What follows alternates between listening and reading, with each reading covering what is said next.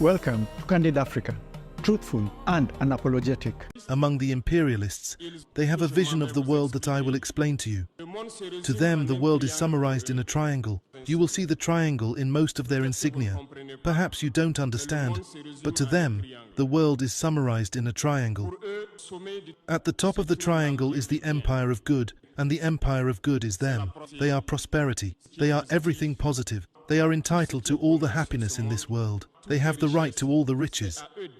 They impose their worldview, their vision, their way of life. That's why during the conquest, they would come to our lands and say they had discovered our lands, because to them, we were savages and had nothing like them. So, they call us natives, and it's them, the people, who have all the rights. To them, the world must operate as they want. To illustrate, I'll take a few examples. Look at their movies. They have brainwashed their people into believing they're superior and entitled to everything. You won't say otherwise. In all their films that they propagate, you will always find the villains are either Russians, South Americans, or blacks playing the roles of drug dealers, pimps, human traffickers, and recently, Arabs playing the roles of terrorists. This is how they perceive the world. On the economic side, who among us hasn't labeled Chinese products as cheap goods? But today, I can tell you that we were all wrong because China has advanced technology, and it's in China that most of these countries source their goods, put their brand on them, and sell them to us as their own. Look around. Entrepreneurs in construction won't deny that all their equipment today is Chinese. Those in transportation won't deny it either. They lied to us. We traveled the world in the past 20 months looking for companies and factories, and we realized everything leads back to China. Yet through their propaganda, they made us hate all Chinese products, making us believe that only their products were good. To better understand what I'm saying, it's simple. To better understand what I will say, we need to go back a little in time. You need to go back in time and read about the Tsars, Mongol conquests, Persian, Turkish and Ottoman empires. Read their history and you will understand why the world is the way it is. At the base of the triangle, there are two empires. On one side, the empire of evil, and on the other, the empire of slaves. This is how they see the world.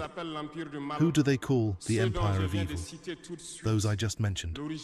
Go back in time, read, and you will understand why they see them as the empire of evil. They believe they must fight and eradicate the empire of evil because it embodies the devil.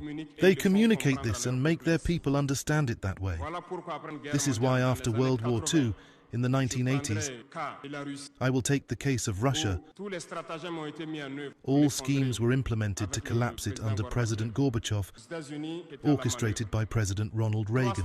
Three main strategies caught our attention. First, they went to Saudi Arabia and asked them to lower the oil price from $35 to $7 to collapse the Russian economy.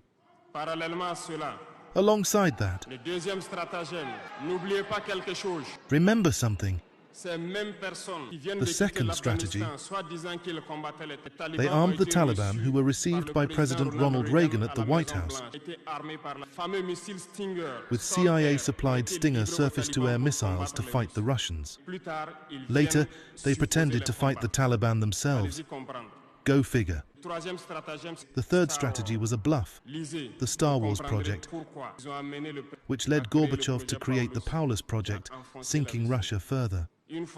Once Russia collapsed, those who claimed to be the empire of good began to gloat until Vladimir Putin's team came to revive Russia.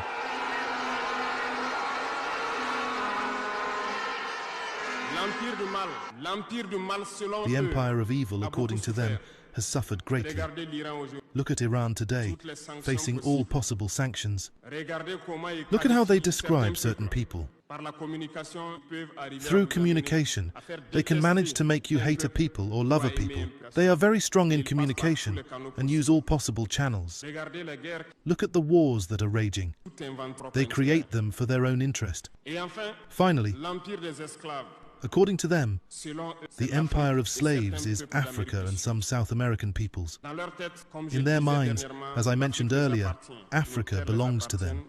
Our lands, our riches belong to them. And they can't conceive that Africans could emancipate, rise and challenge them. And for this reason, they believe Africans are easy to manipulate and driven by emotions. They will always find an African to fight against his brother. And it has always been like that.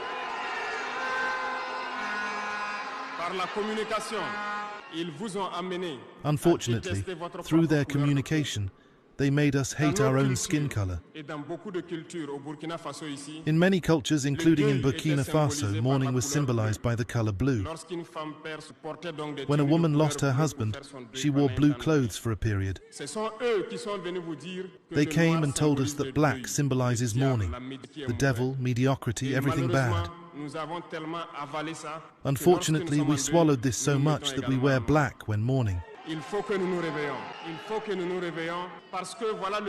need to wake up because this is how they see the world. They are the empire of good. Others are the empire of evil. And we are the empire of slaves. This is the imperialist worldview. You need to understand this. I want to make a point to some intellectuals who seem to want to preach for the imperialists. Do they ignore this part of history? I'm not making this up. It's declassified. You can find everything I said in libraries or online. Don't these intellectuals know the history of this world? Maybe it's dishonesty, or a few dollars that make them preach for the imperialists.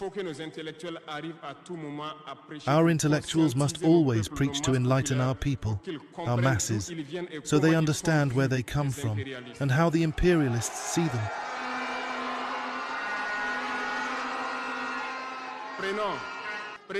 Let's take the example of some wars.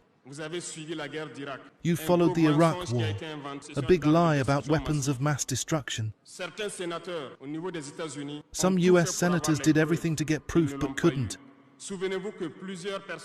Remember, several people resigned from the CIA after this war.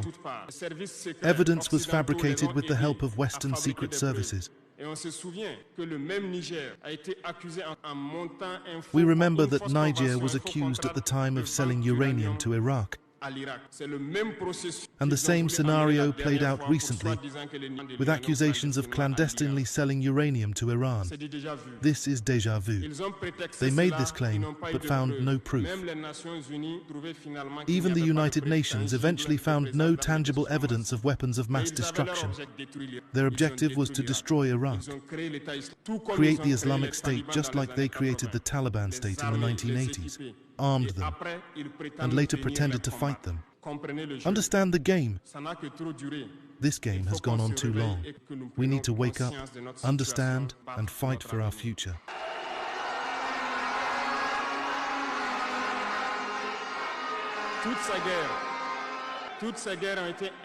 All these wars, Iraq, Syria, Libya, were fabricated to destabilize the world for their benefit, ensuring that no one could ever match them. Today, we see the same in the Sahel with terrorism imposed on us, because they will always find blacks who will get excited and take up arms against their black brothers. This is what we are living. They have never left this model, and unfortunately, many people agree with them for a few dollars. They sell themselves cheaply to the enemy, to the imperialists, and fight against their brothers. There we have it. That has been our candid speech for today. Please feel free to give your opinions in the descriptions below. On this show, we don't tell you how to think or manipulate you. Everybody is open to air the opinion, what you think about the speech. Did you love it? Did you like it? Do you disagree with it? Do you agree with it? Please let us know in the comments below. That's important. Discussing these issues is very important. So with that said, please make sure to like, subscribe, and hit the notification bell. Share this video with friends and family. It's the best way for YouTube to spread this video further, okay? So it's been me, Mikey Mushi from Tunacheki. And always remember, Africa is watching.